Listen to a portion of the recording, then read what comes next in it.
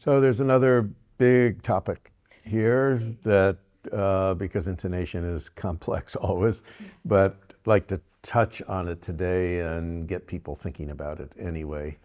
And that is that the human ear desires one type of intonation, which I would call melodically oriented intonation or horizontally conceived intonation. So it's the kind of intonation that we're taught to play in our scales, we play in our melodies, which means we play closer half steps, high leading tones, that type of thing. Casals called it expressive intonation. So, but it's melodically oriented intonation, and it can make melodies actually sound more expressive. And then there's the other kind of intonation, which we were dealing with when we were building chords in the previous intonation video, which is what I call harmonically conceived intonation or vertically conceived intonation. So unfortunately for us, those of us that make music and want to sound in tune to our audiences, those two are in some ways incompatible. They're different. So for example, Shannon, if you play a G major scale with a high leading tone, like you would probably, you were taught to practice your scales that way, right? Yes, right.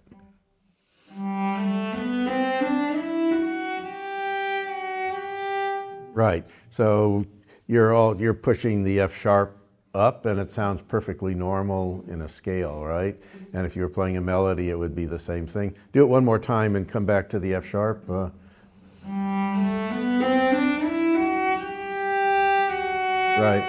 Now, if that was harmonized in a D major chord, could you play the open D string with it? It's pretty awful, isn't it? So again, notice that it's the third. So if it's just a little bit of theory, in a dominant chord, right? So in a dominant chord, the third of the chord is also the leading tone of the key, right? So it's very natural in G major for you to come up and play a high F sharp like that. But if it's being harmonized, as it often is, it's the leading tone going to the tonic, which could be, normally would be the dominant going to the tonic, right? So that's where we run into problems. So let's, for example, Cameron, could you play this excerpt in Opus 76, number 5, towards the end of the allegretto?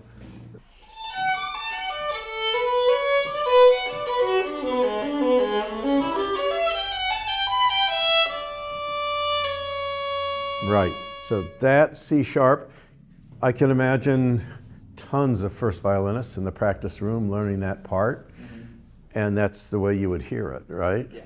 Yeah. So let's play that same passage now as a string quartet.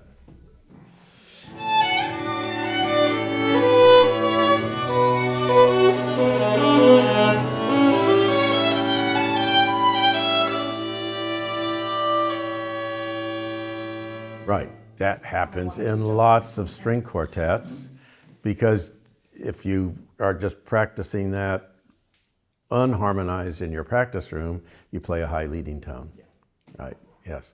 So that's one demonstration that I wanted to show, that everybody in a quartet needs to be really aware of when you have thirds and you need to keep them lower. Okay, okay, let's do another, which, did you practice the opening of the last movement? Yes. If you decide to have an intonation rehearsal one day, and how would you tune the pickup? Just play the pickup.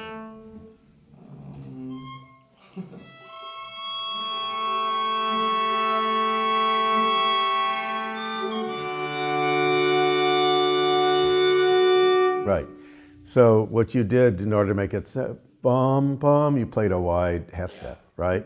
But in this case, that is the wrong solution because the music is going so fast that the listener doesn't hear the vertical relationship. The listener hears the horizontal relationship, right? So, and the same thing with play that once. So you guys could just hold your bounce notes, just your open strings, and play and.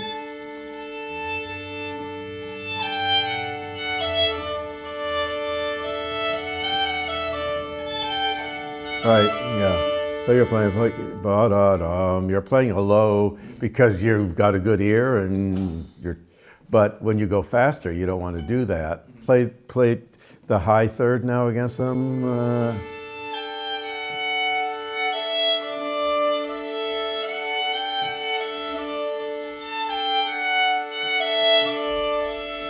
Right. Do yours. High F sharp. F sharp. Keep that.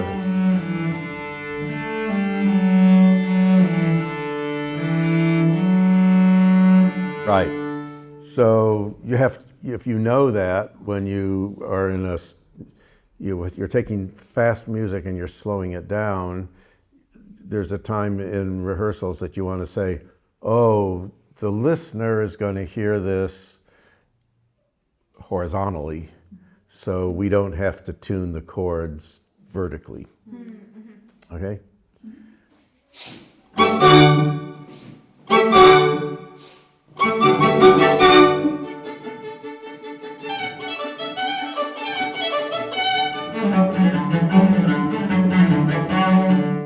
Okay, good. So that sounds in tune.